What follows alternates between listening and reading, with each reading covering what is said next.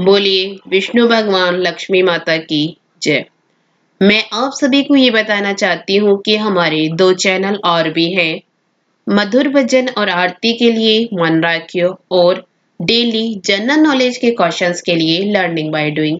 इन दोनों के link description box में दे दिए हैं। एक बार आप जाकर देखिएगा जरूर। आज हम माघ मास महात्म अध्याय 18 का गुणगान करते हैं। अगर आपको अच्छा लगे तो लाइक शेयर सब्सक्राइब जरूर कीजिएगा। श्री वशिष्ठ ऋषि कहने लगे, हे राजन, मैंने दत्तात्रेय जी द्वारा कहा माघ मास महात्म्य कहा। अब माघ मास के स्नान का फल सुनो। हे परतप, माघ स्नान सब यज्ञों व्रतों का और तपों का फल देने वाला है। माघ मास स्नान करने वाले स्वयं तो स्वर्ग में जाते ही हैं, किंतु उनके माता और पिता दोनों के कुलों को भी स्वर्ग प्राप्त होता है।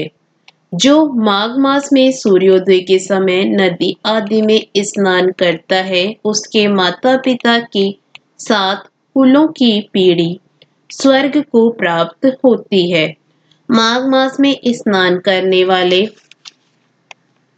दुराचारी और कुकर्मी मनुष्य भी पापों से मुक्त हो जाते हैं और इस मास में हरि का पूजन करने वाले पाप समुदाय से छूटकर भगवान के सदृश शरीर वाले हो जाते हैं।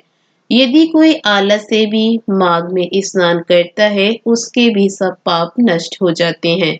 जैसे गंधर्व कन्याएं राजा के श्राप से भयंकर कल को भोगती हुई लोमश ऋषि के वचन से माघ में स्नान करने से पापों से छूट गई। यह वार्ता सुनकर राजा दिलीप विनय से पूछने लगा कि गुरुदेव, ये कन्याएं किसकी थी? उनको कब और कैसे श्राप मिला? उनके नाम क्या थे? ऋषि के वाक्य से कैसे श्राप मुक्त हुई? और उन्होंने कहाँ पर स्नान किया? आप विस्तार पूर्वक सब कथा कहिए। वशिष्ठ जी कहने लगे, हे राजन, जैसे अरिणी से स्वयं अग्नि उत्पन्न होती है, वैसे ही यह कथा धर्म और संतान उत्पन्न करती है। हे राजन, सुख संगीत नामक गंधर्व की कन्या का नाम विमोहिनी था।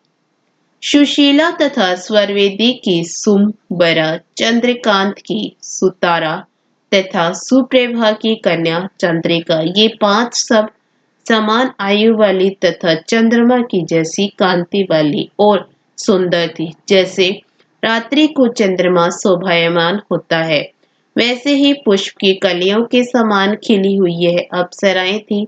ऊंचे प्योधर वाली पद्मनभी वैशाख मास की कामिनी यौवन दिखाती हुई नवीन पत्तों वाली लता के सदृश गोरे रंग, सोने के सदृश चमकती हुई और सोने के अलंकारों से सुशोभित सुंदर वस्त्र धारण करे हुए अनेक प्रकार के गाने और वीणा अथवा बांसुरी तथा दूसरे बाजे बजाने में प्रवीण और ताल स्वर तथा नृत्य कला में निपुण थी। इस प्रकार वे कन्याएं कीड़ा करती हुई कुबेर के स्थान में विचरती थी। एक समय कौतुक वश माघ मास में एक वन से दूसरे वन में विचरती हुई मंदिर के पुष्प तोड़कर सरोवर पर गौरी पूजा के लिए गई।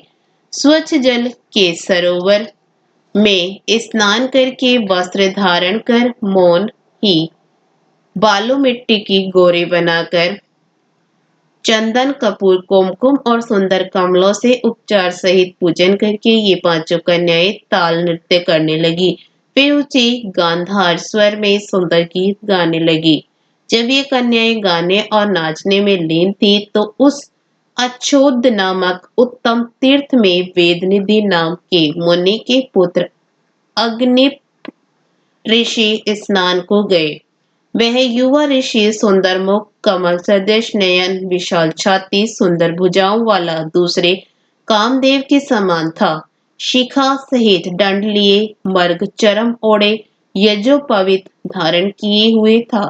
उसको देखकर पांचों कन्याएं मुग्ध हो गई और उसका रूप एवं यौवन देखकर कामदेव से पीड़ित हो देखो देखो ऐसा कहती हुई उस ब्राह्मण के चित्त में कामदेव का डर उत्पन्न करने लगी और आपस में विचार करने लगी कि यह कौन है। रति रहित होने से कामदेव नहीं, एक होने से अश्वनी कुमार नहीं, यह कोई गंधर्व या किन्नर या काम रूप धारण कर कोई सिद्ध या किसी ऋषि का श्रेष्ठ पुत्र या मनुष्य है।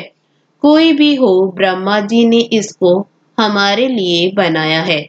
जैसे पूर्व कर्म के प्रभाव से संपत्ति प्राप्त होती है, वैसे ही गौरी जी ने हम कुमारियों के लिए श्रेष्ठ वर दिया है।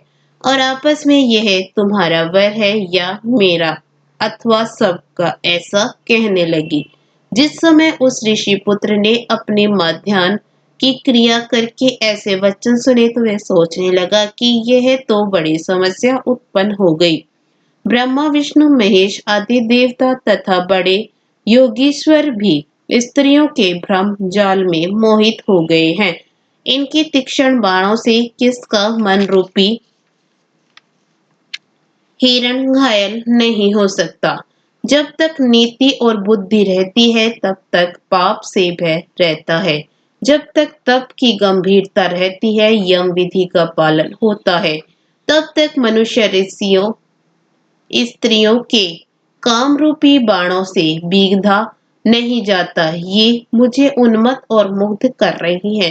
किन गुण से धर्म की रक्षा हो सकती है? स्त्रियों के मांस, रक्त, मल मूत्र से बने घृणित और अशुद्ध शरीर में कामी लोग ही सुंदरता की कल्पना करके रमण कर सकते हैं। शुद्ध बुद्धि वाले महात्माओं ने स्त्रियों के पास रहना कष्टकारक कहा है। सो जब तक यह पास आवे घर चलना चाहिए। अतः जब तक वह उसके पास आई, वह योग बल से अंतर्ध्यान हो गया। ऋषि पुत्र के ऐसे अद्भुत कर्म देखकर वह चकित होकर डरी हुई चारों तरफ देखने लगी और आपस में कहने लगी, यह क्या इंद्रजाल था जो देखते देखते विलीन हो गया। और वह विरह की अग्नि में जलने लगी और कहने लगी कि हे कांत, तुम हमको छोड़कर कहाँ चले गए? क्या तुमको ब्रह्मा ने हम लोगों के विरह रूपी अग्नि में जलाने के लिए ही बनाया था? क्या तुम्हारा चित्त दया रहित है जो हमारा चित्त दुखाकर चले गए? क्या तुमको हमारा विश्वास नहीं? क्या तुम कोई मायावी हो? बिना किसी अपराध के हम लोगों पर क्यों क्रोध करते हो? हे हृदयेश्वर, तुम्हारे बिना हम नहीं जीवेंगे। जहां पर आप गए हो हमें शीघ्र ले चलो। हमारा संताप हरो और हमको दर्शन दो। दया करो, सज्जन लोग किसी का नाश नहीं देखते। इसके साथ ही 18वां अध्याय समाप्त हुआ।